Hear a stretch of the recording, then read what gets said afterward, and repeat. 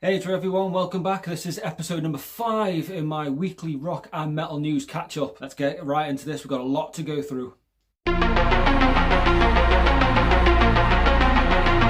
Spiritbox's Courtney LaPlante, Evanscence's Amy Lee and Poppy are collabing on a major big single called End of You, which is out in September. Teasers have been released, so that's going to be an absolute smasher. Can't wait to actually hear 3 major vocal women in the scene collabing on one song. Next up, we've got the drama that has been the whole Cradle of Filth saga. Now, it originally came out that Zooey Fedorov and her husband Merrick were going to be leaving the band at the end of this Latin American tour that they're currently on right now. Unfortunately, Zooey left the band and she released a very public statement on her social media sites, just explaining that the band didn't pay well, the management was poor, the contract that they were offered was the worst that they've seen. She goes in to say that Dani Filth was fully aware of her pregnancy and her miscarriage, sadly. Merrick then came out with a statement mid of this tour saying that he has had enough of the band, the way they've been treated, from the bottom all the way up to the management. And the management of Cradle of Filth is Des from Devil Driver. The strangest part of all this, though, is that Merrick mentioned this statement while he was on the tour. At least Zooey released the statement after she quit. Merrick was still in the band.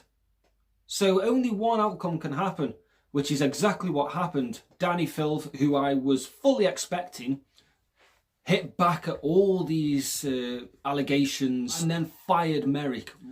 So Dani goes into details, and it is a lot of details. Now, he goes in and just mentions that the contract that they were offered was one that was dragged up a few years ago, and they've not had time with the lawyers to kind of go through the actual details of it. He's fully aware, though, that the contract, it's not a you sign and that's it. Dani was very open and said it's not the greatest of contracts, it's just there to get the ball rolling to start negotiations. He also goes into detail about how Zooey and Merrick both asked for a pay rise. Dani was fully aware of this and gave them the pay rise once he'd spoke to the management. Accountants then were made aware of this. Everything was set to go through until the Zooey statement and then Merrick's statement while he was in the band. Dani does mention that he was fully aware of the baby. He does state, and it does go a bit personal, he does say that Zooey and Merrick were both drinking heavily, that they were drunk on numerous occasions, especially when they were supposed to be doing meet and greets with fans that had paid for the VIPs. And he kind of left it at that, but he did wish them well. And he said he hopes that the couple can kind of mend their differences, their bridges that they've burnt with the band and with themselves, and achieve everything they need to. Zooey then came back with another statement later on, but Merrick's statement came almost instantly after Dani's statement. He said that he realised that he knew that Dani's mum was going through a very bad time in the form of cancer, which Dani did mention in his statement.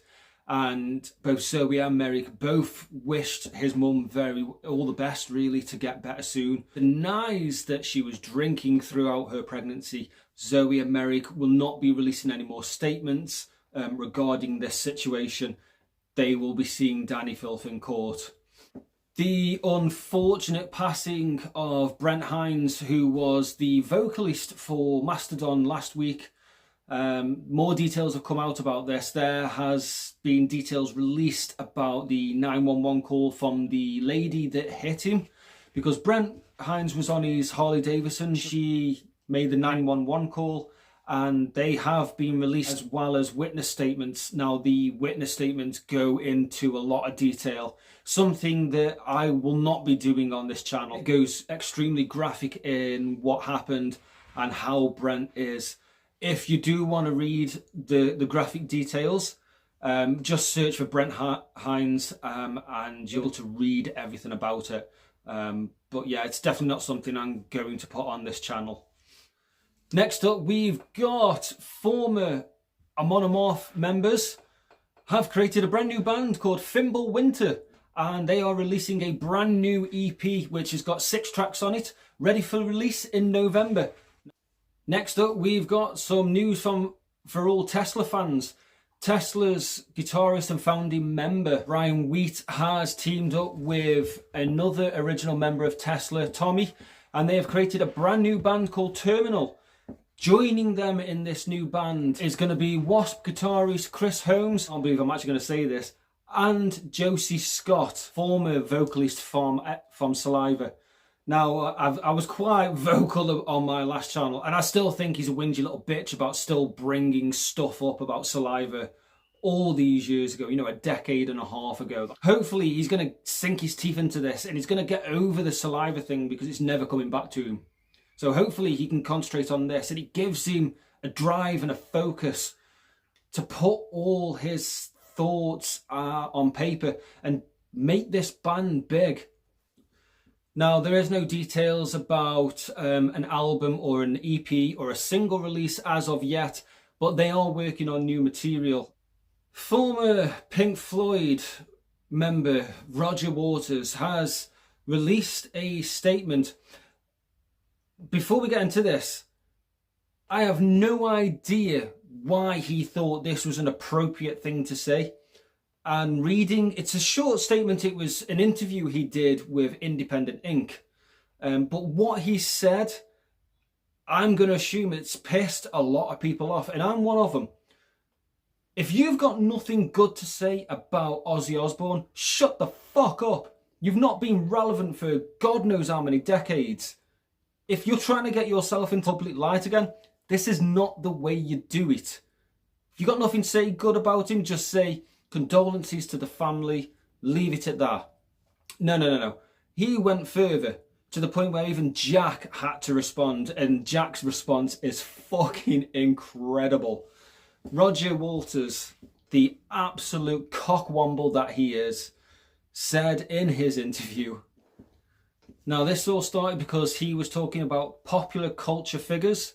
He did go on to mention like Taylor Swift and Kim Kardashian's butt, because obviously he's clearly up on pop culture. But then he brings in Ozzy Osbourne, saying how he's been around for hundreds of years and made that TV show.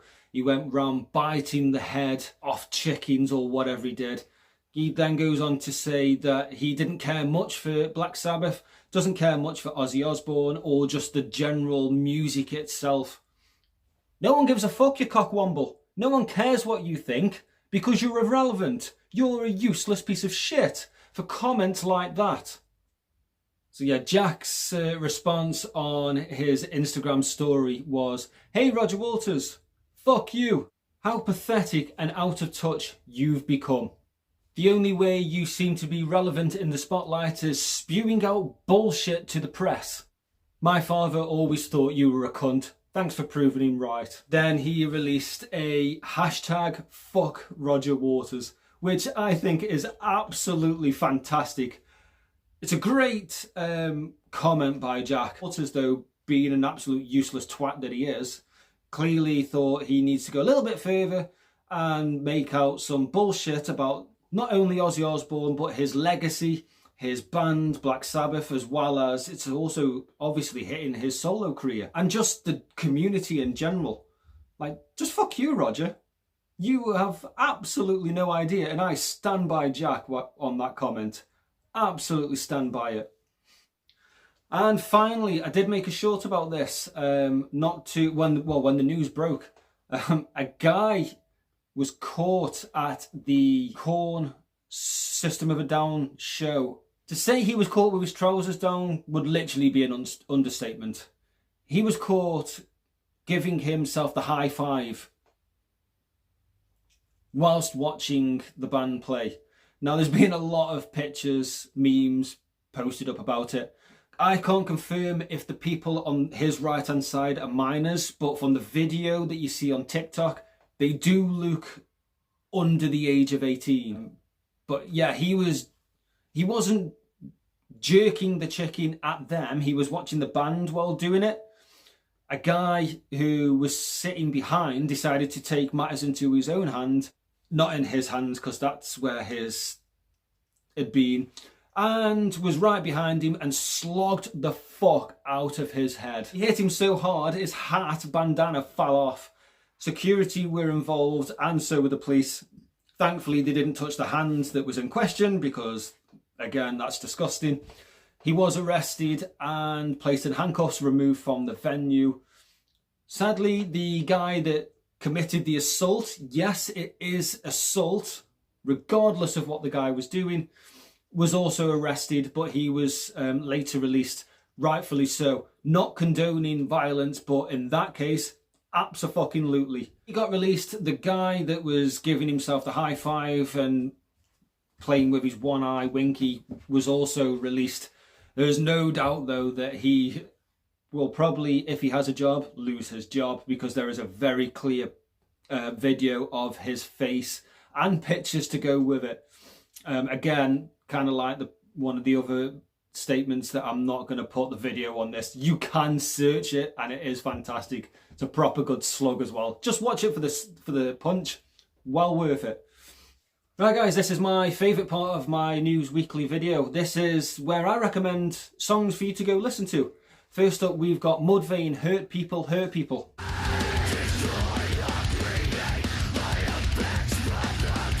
Storm the Gates is the latest song by Soulfly.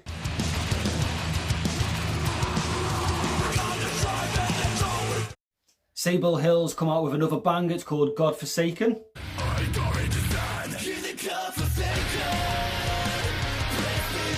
Finally, the one I've been really looking forward to is my absolute favourite band, Alter Bridge, have released their first single off this new up-and-coming album.